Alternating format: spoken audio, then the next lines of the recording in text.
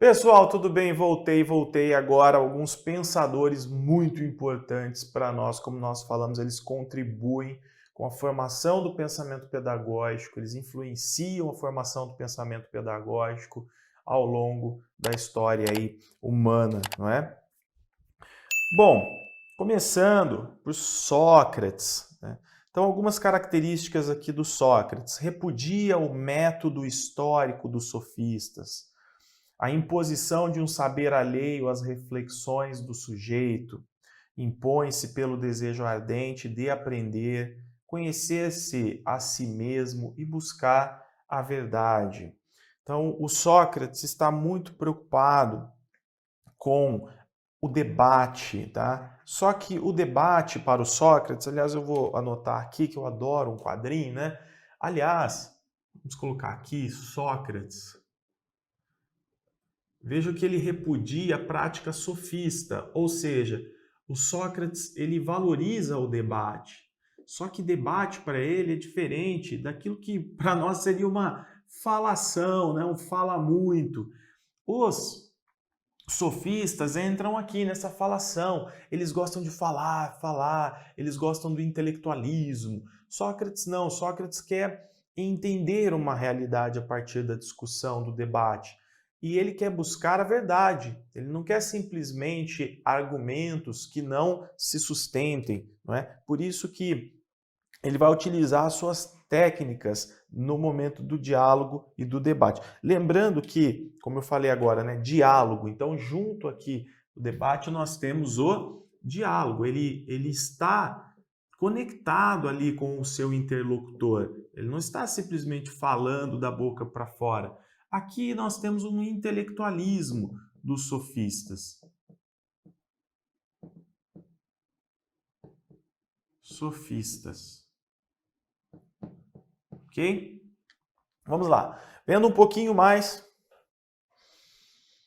não basta a transmissão de conhecimentos sem os mecanismos de contrapartida do sujeito. O quê? Mecanismos de contrapartida do sujeito. O que é isso, Vinícius? É muito simples. Não adianta eu ficar falando para o sujeito isso e aquilo e assim e assado, se essa pessoa não pode me responder nada. Por exemplo, o que seria um mecanismo de contrapartida do sujeito? O direito que ele tem de discordar do que eu estou falando, de repente de reformar o que eu estou falando, de criar ali contrapontos, ok? Então, isso é muito importante. E ele vai se utilizar de técnicas como, por exemplo, né, a maiêutica.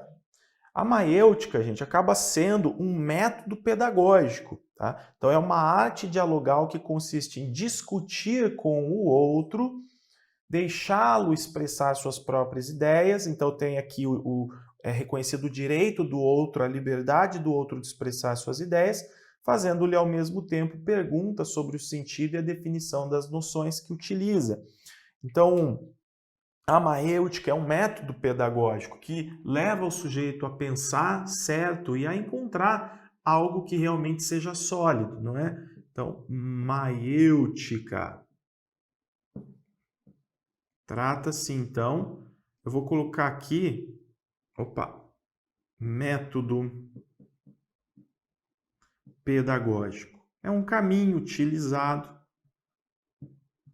para se buscar a verdade e a compreensão do mundo, tá? Então é assim que o Sócrates busca alcançar as ideias, dar luz às ideias.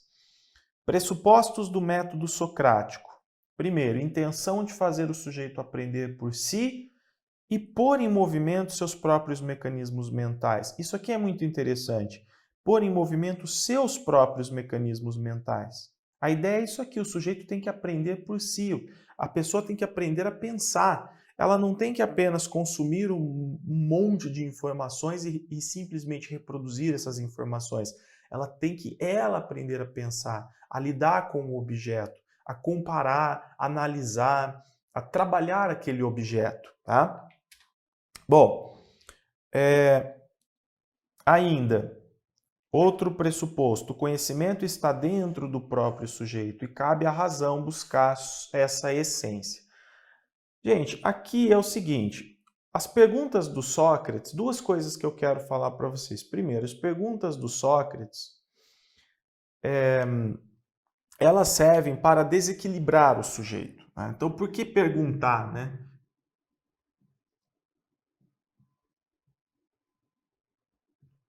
Servem para desequilibrar. Se você pensar bem hoje, isso aqui está totalmente dentro da proposta piagetiana, não é? Como que o Piaget vai conceber o desenvolvimento do sujeito, a aprendizagem, a relação entre aprendizagem e desenvolvimento?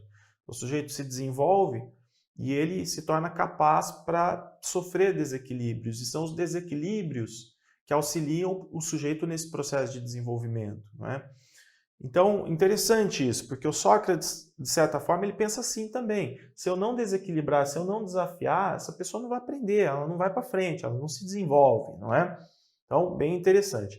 No entanto, e um detalhe, aqui nós temos as capacidades que são capacidades muito importantes que as pessoas precisam desenvolver de acordo com o Sócrates, que é ouvir, falar e perguntar, ou ouvir, perguntar, falar. Essas três capacidades são muito importantes.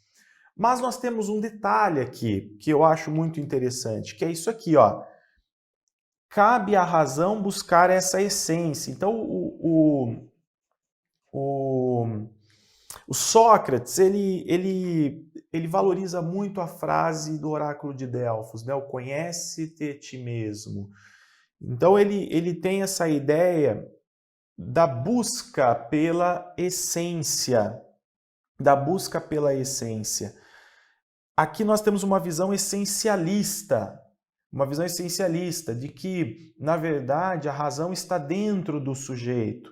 E nós sabemos hoje que essa visão essencialista é uma visão superada, porque são as interações, né, que permitem ao sujeito aprender, se desenvolver. Nós somos sujeitos culturais. Sem o acesso à cultura, não existe razão aqui dentro. Então, a gente acaba superando a ideia do essencialismo, de que o ser humano já vem com uma essência pronta e ele coloca aquilo naturalmente para fora. Não, nós precisamos da cultura. Nós somos sujeitos inacabados, sujeitos históricos em processo de formação.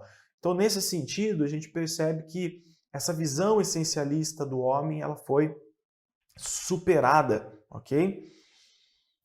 Bom, e o que a gente tira de muito importante do Sócrates aqui? De que forma que ele pode contribuir para a educação hoje? Ora, entendendo o processo educativo, educacional, como um processo de participação e de diálogo que vai além da mera transmissão. Então, o processo educacional não pode se reduzir à mera transmissão. E isso nós já aprendemos com Sócrates, né? Então, há muitos e muitos anos, Sócrates já nos ensinava isso. Beleza? A educação, então, ela tem que contribuir para o desenvolvimento da capacidade do sujeito de pensar, tá? Pode colocar isso aí. O sujeito precisa desenvolver a capacidade de pensar.